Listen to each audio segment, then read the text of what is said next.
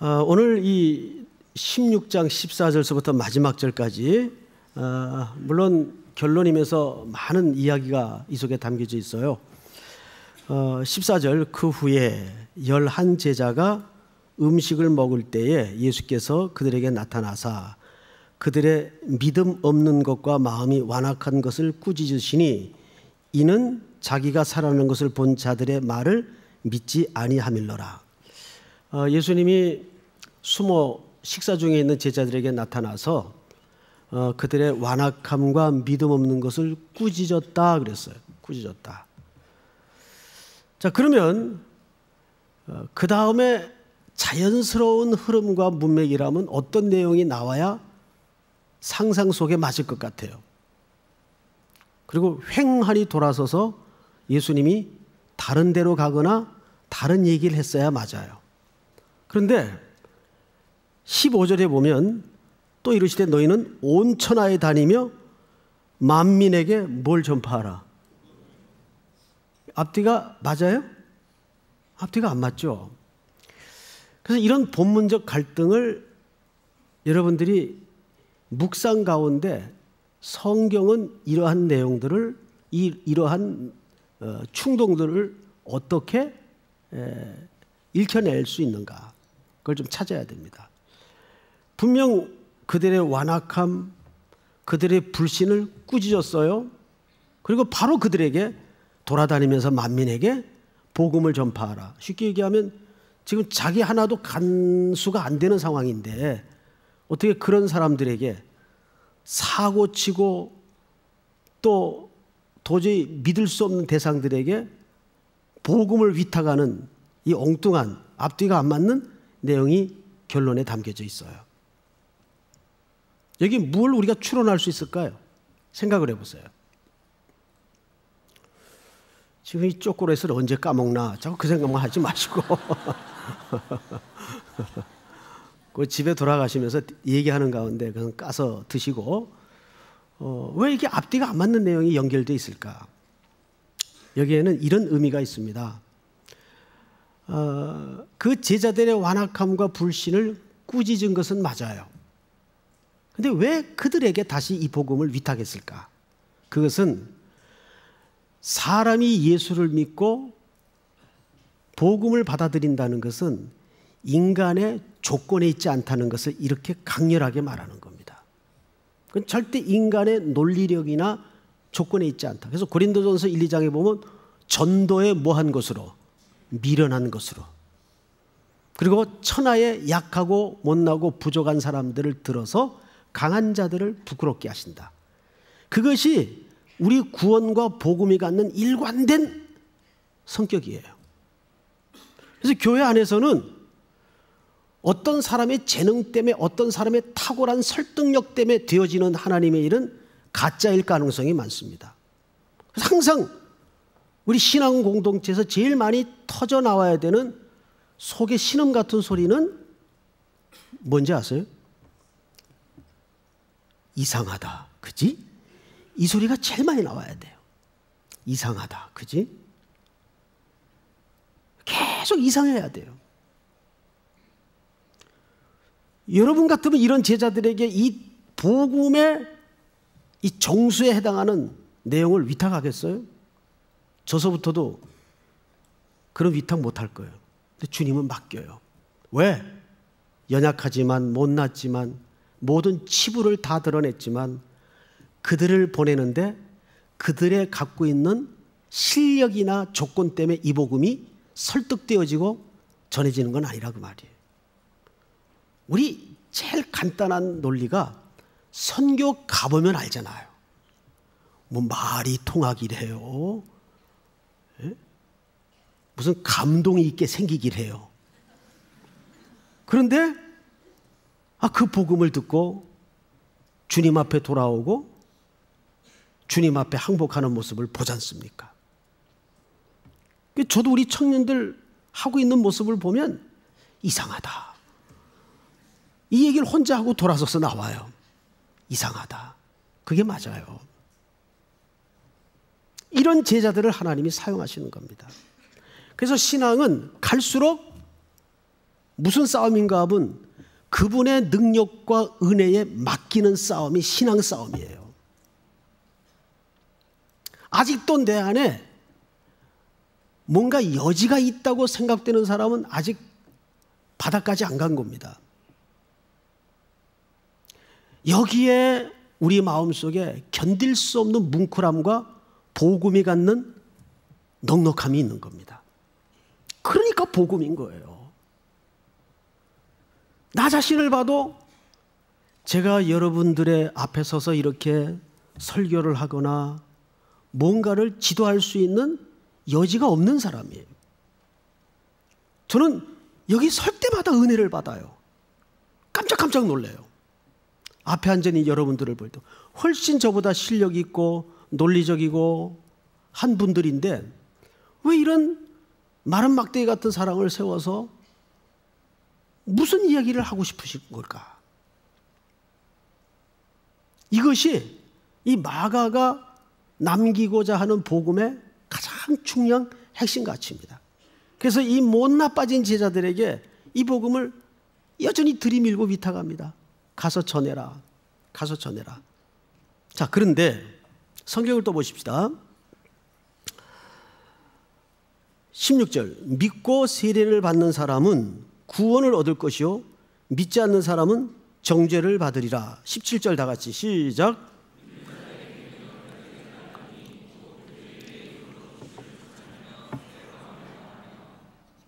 자, 여기 우리 잘 아는 내용이 등장을 하죠.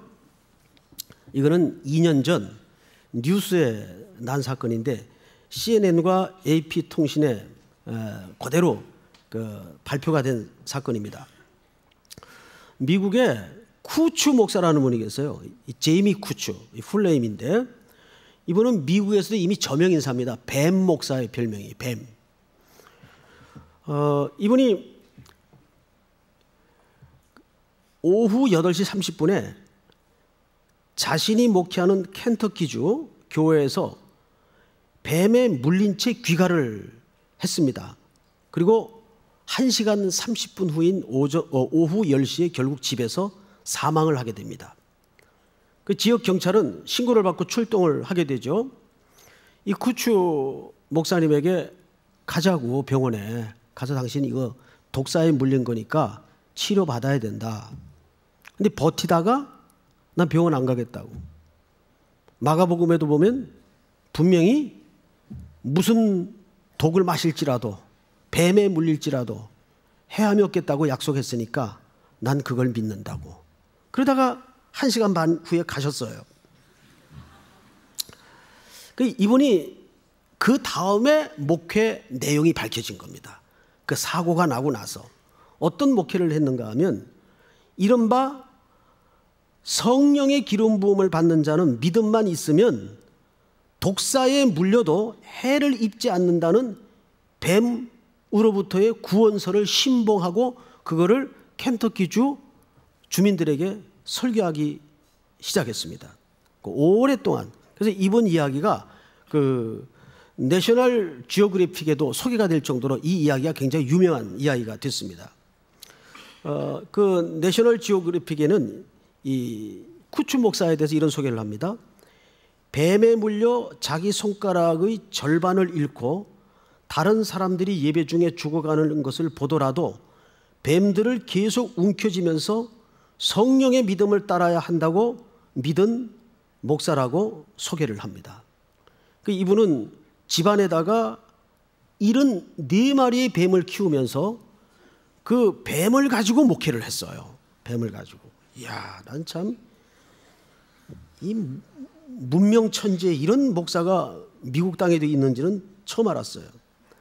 결국 중간에 보호 관찰을 1년 받기도 했고, 그러니까 이 뱀 때문에 사고를 많이 일으켰던 목사님입니다. 결국 이분의 목회 현장에서 이런 식으로 목회를 하다가 성도들이 5명이나 그동안 죽은 사실을 아무도 모르는 겁니다.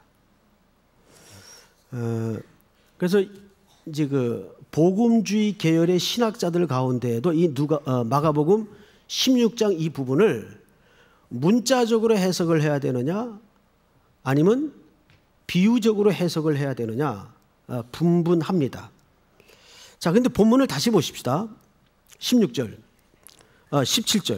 믿는 자들에게는 이런 표적이 따르리니 곧 그들이 내 이름으로 귀신을 쫓아내며 새 방언을 말하며 뱀을 집어올리며 무슨 독을 마실지라도 해를 받지 아니하며 병든 사람에게 손을 얹은즉 나으리라 하시더라. 자, 이거 어떻게 생각하세요?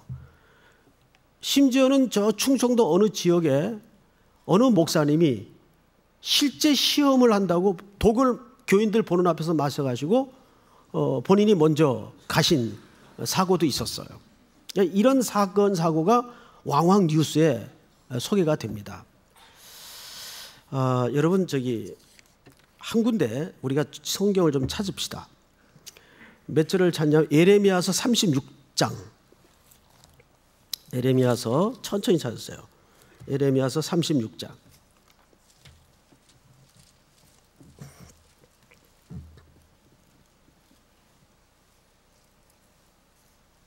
20절을 보세요. 20절. 그들이 두루마리를 서기관 엘리사마의 방에 두고 뜰에 들어가 왕께 나아가서, 이 왕은 여호야김, 그러니까 요시야 왕의 아들이죠. 여호야김 왕입니다. 왕께 나아가서 이 모든 말을 왕의 귀에 아뢰니 왕이 여후디를 보내어 두루마리를 가져오게 하며, 이 두루마리는 하나님의 말씀 적혀 있는 두루마리를 얘기합니다. 가져오게 하며 여후디가 서기관 엘리마의 방에 가져다가 왕과 왕의 곁에 선 모든 고관의 귀에 낭독하니. 자, 22절 시작. 그때는 아홉째 달이라 왕이 거울 궁전에 앉았고 그 앞에는 불피운 화로가 있더라. 날이 추운 관계로 화로를 피워놨나 봐요. 그때 23절 제가 읽습니다. 여후디가 서너 쪽을 낭독하면 왕이 면도칼로 그것을 연하여 베어 화롯불에 던져서 두루마리를 모두 태웠더라. 24절 시작. 왕과 그의 신하들이 이 모든 말을 듣고도 두려워하거나 자기들의 옷을 찢지 아니하였고, 엘라단과 들라야와 그마랴가 왕께 두루마리를 불사르지 말도록 아뢰어도 왕이 듣지 아니하며. 시작. 왕이 왕의 아들 여라무엘과 아스리엘의 아들 스라야와 압디의 아들 슬레미야에게 명령하여 서기관 바룩과 선지자 예레미야를 잡으라 하였으나 여호와께서 그들을 숨기셨더라. 네. 자, 이게 무슨 얘기냐면 이스라엘이 가장 타락한 시대의 상징적인 장면이에요. 왕이 서기관이 낭독해 외워 들리는 하나님의 말씀의 두루마리를 면도칼로 쭉쭉 짠 겁니다. 쭉쭉 찢어서 그걸 어디에 던졌다고요? 화롯불에 던진 겁니다. 그러니까 하나님을 두려워하지 않는 한 왕에 의해서 하나님의 말씀이 난도질이 되어 가고 있었던 겁니다. 그리고 그 말씀은 화롯불에 던져져 불쏘시개감으로 나락에 떨어지고 말았어요. 그런데 더 공포스러운 것은 그러지 말라고 만류하는 신하들의 말도 듣지 않고 아무도 그 일에 대해서 두려움을 갖지 않았다는 겁니다. 저는 이것이 그냥 한 컷의 그림으로 보이질 않고 이 시대의 영적인 상태로 보여지는 겁니다. 성경은 해석자들에 의해서 난도질을 당한다라는 말이 있어요.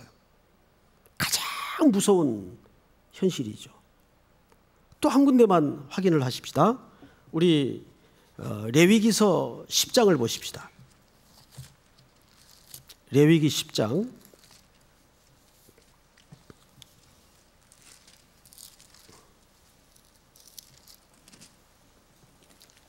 1절 제가 좀 읽겠습니다. 아론의 아들 나답과 아비후가 각기 향로를 가져다가 여호와께서 명령하시지 아니하신 무슨 불? 다른 불을 담아 여호와 앞에 분향하였더니. 2절 다 같이 시작. 불이 여호와 앞에서 나와 그들을 삼키매 그들이 여호와 앞에서 죽은지라. 여기 나답과 아비후는 아론의 아들들입니다. 제사장 집안의 아들들이에요. 그런데 이들이 하나님 앞에 나올 때 다른 불을 가지고 나왔어요. 비슷한 불을 흉내낸 겁니다. 이것은 하나님께로부터 나온 불이 아니에요. 오늘 시대마다 이런 가짜 부흥, 유사 부흥이 굉장히 많이 유행병처럼 곧 대륙마다 불고 있었어요. 이런 부흥하면 제일 먼저 무슨 생각이 듭니까? 부흥하면 숫자가 많은 거. 성경에 어디 그걸 부흥이라고 소개한 적이 있나요? 속지 마세요.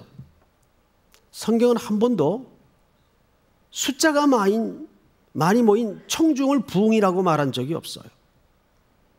성경에서 말하는 부흥은 오늘 여기 소개된 것처럼 하나님께로부터 오는 불이 붙어야 돼요. 믿으십니까? 인간이 자기적으로 의도적으로 어떤 센세이셔널한 방법을 통해서 감성 터치를 통해 자기적으로 일으키는 불은 이 표현대로 하자면 다른 불이에요. 근데 이 다른 불이 주로 어떻게 시작이 되냐 하면 하나님 말씀에 대한 왜곡으로부터 시작이 됩니다. 가차없이 이들을 처단해 버립니다. 다른 불을 붙인 사람들. 그래서 항상 성경에서 참된 하나님의 부흥을 얘기할 때는 그 불이 하나님께로부터 떨어집니다. 저는 우리 삼일교회가 이 마지막 시대라고 불리우는 이 극악한 어둠의 세대 앞에 정말 위로부터 임하는 하나님께로부터 나오는 그 불이 붙여지는 부흥하는 교회가 되기를 축복합니다. 그 부흥이 임하면 제일 먼저 나타나는 현상이 철저한 회개가 이루어집니다. 회개가 수반되지 않은 부흥은 100% 가짜 부흥입니다. 그건 어김없이 가짜 부흥이에요. 그런데 시대마다 이런 가짜 부흥을 일으킨 사람들이 있어요. 부흥 같아 보이죠? 다 속는 겁니다. 여러분 이런 거 아세요? 그런 어떤 전문 용어가 있는데 지금 그 용어가 생각이 안 났어요. 가상이 현실을 밀어내는 경우가 있어요. 왜냐하면 오늘날 시대를 소비시대라고 얘기합니다. 소비시대. 소비시대는 광고라는 메커니즘을 통해서 소비자들에게 모든 심리를 기호화시킵니다. 예를 들면 이런 거예요. 이거 오래된 광고 장면인데 운전석에는 한 30대 초반에 남자가 앉아 있어요. 그리고 이제 오랜만에 친구를 만난 겁니다. 근데 그 차 밖에 친구가 운전석에 앉아 있는 오랜만에 만난 친구를 향해서 너 요즘 어때? 그랬더니 그 운전석에 앉아 있던 30대 남자의 독백 속에 이런 카피 문구가 오디오로 들려집니다. 상대방이 너 요즘 어때? 나는 그랜저로 말한다. 기억나요? 나는 그랜저로 말한다. 그러면 이미 소비의 메커니즘 속에 그 카피 문구를 통해서 성공 이퀄 뭡니까? 그랜저. 그게 차 파는 광고예요. 그 소비자들이 그걸 자꾸 기호화시키는 겁니다. 그래서 그렇게 기호화된 어떤 가상이 우리의 진짜 의식을 밀어내요. 여기에 다 속는 거예요. 예를 들면 여자들이 드라마를 좋아하죠. 물론 남자들도 좋아하는 사람 많아요. 그러면 주로 이제 현빈, 원빈, 이렇게 빈자 들어가는 애들이 많아요. 그런 드라마를 보고 자기의 이상형을 꽁꽁 만들어요. 그리고 그 형제를 벗삼아, 남편 삼아, 친구 삼아 그것이 현실이 되는 날까지를 기다리는 거예요. 근데 누가 옵니까? 근데 웬만한 남자가 이제 눈에 안 들어와요. 드라마 보고 빨리 거울 자기 한번 얼굴 보고 흔들고 현실로 돌아가야 되는데 빨리 현실로 돌아가야 되는데 이 트랜스가 안 된단 말이에요. 이게 잘 안 돼요. 그러다 보면 어느 날 얼굴 보면 그 거울 속에 자기 어머니 얼굴이 있는 거예요. 네? 끔찍하죠. 네? 끔찍하죠. 왜 이렇게 웃어? 네? 초콜릿 안 받았어요? 그러니까 이것이 오늘 이 시대가 우리를 속이는 거예요. 그런데 놀랍게도 교회가 이런 소비 트렌드를 자기도 모르게 따라가고 있어요. 그래서 교회의 부흥이 매뉴얼화되고, 이건 끔찍한 거예요. 그래서 가능하면 신앙이라는 것은 기호화 작업을 해서는 안 됩니다. 믿습니까? 어떤 것도 말씀을 대신해서 밀어낼 장치를 해서는 안 돼요. 근데 놀랍게도 오늘날 기독교가 전부 이렇게 기호화돼서 소비 트렌드처럼 마치 이런 게 있는 교회는 부흥하는 교회, 이게 하나의 트렌드가 만들어지는 겁니다. 기호화되는 거죠. 이것이 마치 그 교회는 성공한 교회, 성공한 목회처럼 목회자들을 속이고 성도들을 속이는 겁니다. 자, 다시 본문으로 돌아가서 우리가 여러 말 할 것 없이 성경을 좀 보십시다. 여기 17절에 믿는 자들에게는 이런 뭐가 따르죠? 표적이 따르리니 곧 그들이 내 이름으로 귀신을 쫓아내며 새 방언을 말하며 제일 논란이 되는 뱀을 들어올리며 그랬어요. 뱀을 들어올리며. 자, 여러분, 만약에 에덴 동산이 한국에 시작되었다면 인류의 불행은 없었을 거예요. 한국 사람들은 그냥 잡아먹으면 되니까. 뱀이 꼬실 때 우리는 먹잖아요, 그냥. 너무 나갔죠. 이것은 굉장히 상징적인 메시지입니다.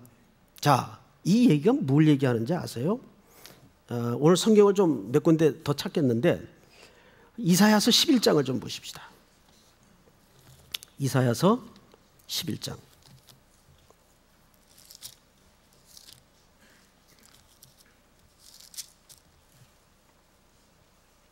제가 좀 읽겠습니다. 이새의 줄기에서 한 싹이 나며, 다윗의 아버지죠? 이것은 메시아의 도래할 나라를 얘기하는 겁니다. 그 뿌리에서 한 가지가 나서 결실할 것이요, 그 위에 여호와의 영 곧 지혜와 총명의 영이요 모략과 재능의 영이요 지식과 여호와를 경외하는 영이 강림하시리니 그가 여호와를 경외함으로 즐거움을 삼을 것이며 그의 눈에 보이는 대로 심판하지 아니하며 그의 귀에 들리는 대로 판단하지 아니하며. 4절 다 같이 시작. 공의로 가난한 자를 심판하며 정직으로 세상에 경천한 자를 판단할 것이며 그의 입에 막대기로 세상을 치며 그의 입술의 기운으로 악인을 죽일 것이며 공의로 그의 허리띠를 삼으며 성실로 그의 몸의 띠를 삼으리라. 6절 시작. 그때의 이리가 어린 양과 함께 살며 표범이 어린 염소와 함께 누우며 송아지와 어린 사자와 살찐 짐승이 함께 있어 어린아이에게 끌리며 암소와 곰이 함께 먹으며 그것들의 새끼가 함께 엎드리며 사자가 소처럼 풀을 먹을 것이며. 8절 시작. 젖먹는 아이가 독사의 구멍에서 장난하며 젖된 어린아이가 독사의 굴에 손을 넣을 것이라. 내 거룩한 산 모든 곳에서 해됨도 없고 상함도 없을 것이니 이는 물이 바다를 덮은 같이 여호와를 아는 지식이 세상에 충만할 것임이니라. 할렐루야. 자, 이건 뭡니까? 유명한 본문이죠.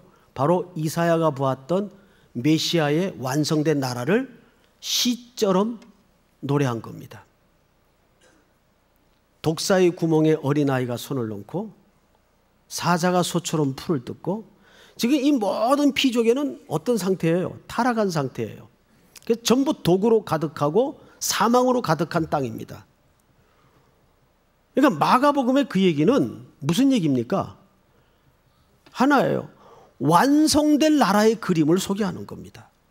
이사야가 메시아의 왕국을 완성될 차원에서 이해하고 소망하고 바라보고 노래했던 것처럼 이제 그 노래했던 주제가 되시는 메시아, 이새의 줄기에서 한 싹이나 결실하는 그 메시아가 오셔서 이제 사망하셨고 죄값을 대속하셨고 부활하셨어요. 이제 그 나라가 곧 도래할 날이 더욱 가까웠다는 것을 그렇게 소개하는 겁니다. 자, 그래서 오늘 본문을 다시 돌아가 보십시다. 몇 절을 보시냐면 19절. 주 예수께서 말씀 마치신 후에 하늘로 올려지사 하나님 우편에 앉으시느니라. 자, 잘 보세요. 예수님이 지금 어디에 앉아 계세요? 자, 여길 보세요. 여길 보세요. 하늘 우편에, 하나님 우편에 앉아 계세요. 그런데 누누이 신약 성경 전체를 통해 예수님은 우리 교회에 뭐가 되신다 그랬죠? 머리가 되신다. 그럼 머리가 지금 어디 계신 거예요? 하나님 우편에 계신 거예요. 그럼 우리는 이미 어디에 가 있는 것과 같은 겁니까? 우리는 이미 하나님 우편에 가 있는 것과 같은 거예요. 뭐가 거기 있기 때문에? 우리 교회에 드시는 머리가 거기 있기 때문에 이제 우리는 시간의 차이뿐이지 장차 거기에 우리가 함께 머물게 돼 있다고요. 무엇의 완성으로? 예수님의 구속의 완성으로. 그래서 오늘 이렇게 되어 있습니다. 주 예수께서 말씀을 마치신 후에 하늘로 올려지사 하나님 우편에 앉으시느니라. 제자들이 나가 두루 전파할세 주께서 함께 역사하사. 자, 이것은 마태복음에도 약속했던 약속입니다. 세상 끝날까지 내가 너희와 함께하리라. 몸하고 머리는 항상 연결이 돼 있어야 정상적인 거지 끊어지거나 단절이 되는 몸은 몸이 아닙니다. 그런 의미에서 우리는 언제나 24시간 주님이 함께 하시는 존재입니다. 맞죠? 자, 그런데 그 다음 마지막 절이 중요합니다. 그 따르는 표적으로 말씀을 확실히 증언하시니라. 이 표적이 뭘 확실하게 했어요? 그러면 이 표적을 우리가 단순히 뭐 독을 마셔도 안 죽고 뱀을 집어도 뱀이 오그라들고 그런 이적일까요? 성경, 신약 성경에서 일관되게 표적이 어떤 성격으로 예수님에 의해서 소개되었는가를 잘 보셔야 돼요. 자, 우리 결론 겸 이 본문 하나 같이 찾고 말씀을 정리하도록 하겠습니다. 마태복음 12장을 봅니다.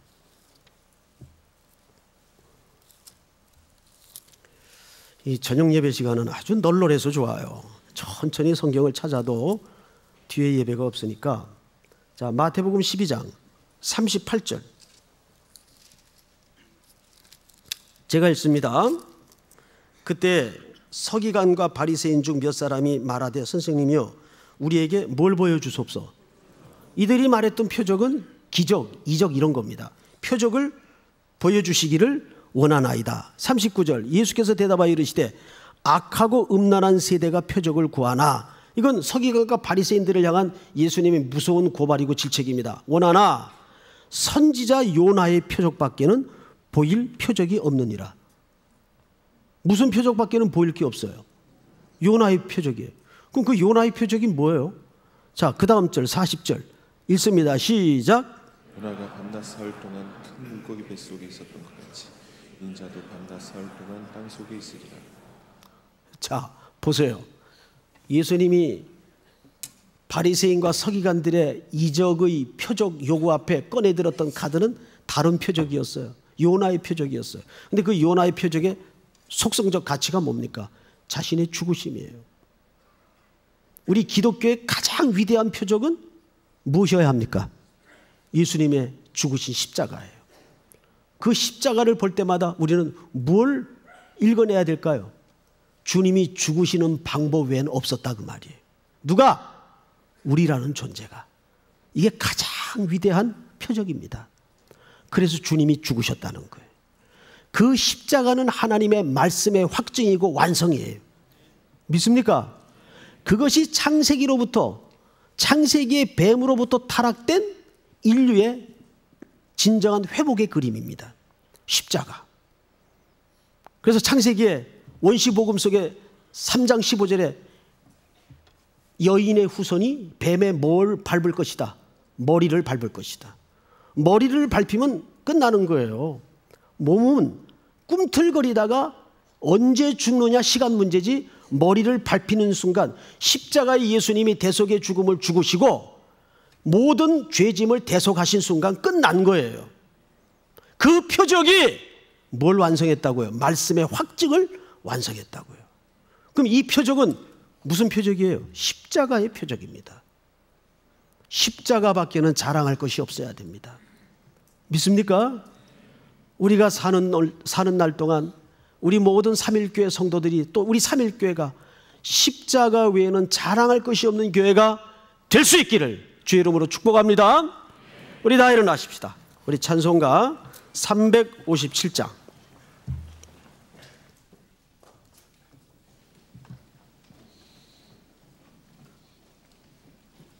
주 믿는 사람이 일어나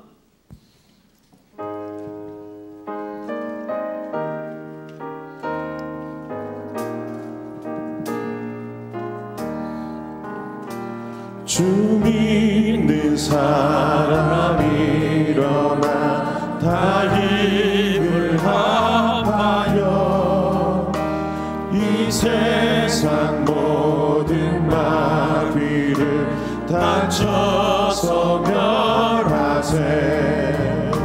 저 앞에 오는 적군을 다 싸워 이겨라. 주 예수 믿는 힘으로 온 세상 이기네. 믿음이 이기네. 믿음이 이기네. 주 예수를 믿으니 온 세상이 유마귀 괴울로 근저에 빠지니 유마귀 괴울로 근저에 빠지니 진리로 길을 띠고서 을기로 들이세. 참 믿고 의지하면서 겁없이 나갈 때 주 예수 믿는 힘으로 온 세상 이기네. 믿음이 이기네. 믿음이 이기네.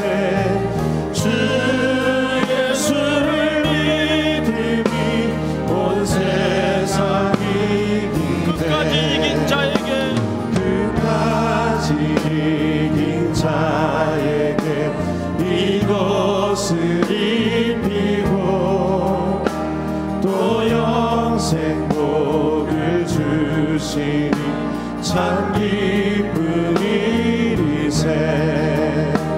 이 어두운 세상 지나서 저 천성 가도록 주 예수 믿는 힘으로 온 세상 이기네. 믿음이 이기네. 믿음이 이기네.